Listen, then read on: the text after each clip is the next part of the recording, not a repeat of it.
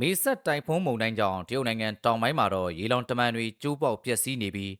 ဒီဖြစ်စဉ်ကြောင့်မြန်မာပြည်သူတွေနဲ့ဒေသခံတွေအကြားစိုးရိမ်ပူပန်မှုတွေအလွန်မြင့်တက်နေပါတယ်။မြန်မာနိုင်ငံမှာရပ်တန့်ထားတဲ့ AR မြစ်ဆုံဆည်စီမံကိန်းကိုစစ်ကောင်စီနဲ့တရုတ်ဘက်ကပြန်လည်စတင်ဖို့အတင်းကျပ်ကြိုးပမ်းနေတဲ့အချိန်မှာပဲကမ္ဘာထိပ်တန်းနည်းပညာတွေရှိပါတယ်ဆိုတဲ့တရုတ်နိုင်ငံတောင်ပိုင်းမှာ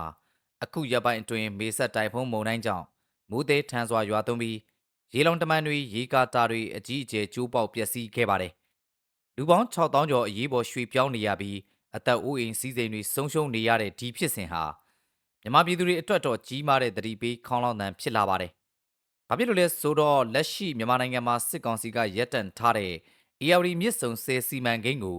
တရုတ်နိုင်ငံနဲ့ပူးပေါင်းပြီးပြန်လည်စတင်ဖို့အတင်းအကျပ်ကြိုးပမ်းနေတဲ့အချိန်နဲ့အတိအကျတိုက်ဆိုင်နေလို့ပါပဲ။စစ်ကောင်စီဘက်ကတော့မြစ်ဆုံဆည်ကိုဘေးရန်ရဲ့ကင်းရှင်းအောင်အစစ်မြစ်နည်းပညာတွေနဲ့စောင့်မှာမို့စိုးရိမ်စရာမရှိဘူးလို့ပြည်သူတွေကိုပြောဆိုနေပါတယ်။ဒါပေမဲ့တရုတ်နိုင်ငံကိုယ်တိုင်မှာဆယ်တွေအလွယ်တကူကျိုးပြတ်နေတာကိုမြင်တွေ့ရပြီးတဲ့နောက်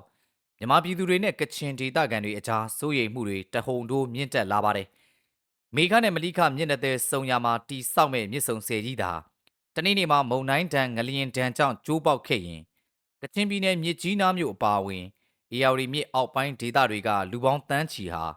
ကဲဆယ်ချိန်တော်မရဘဲရေအောက်မြုပ်သွားနိုင်ပါတယ်။ဒါကြောင့်မလို့အရက်ဘက်အဖွဲ့အစည်းတွေနဲ့ပြည်သူတွေက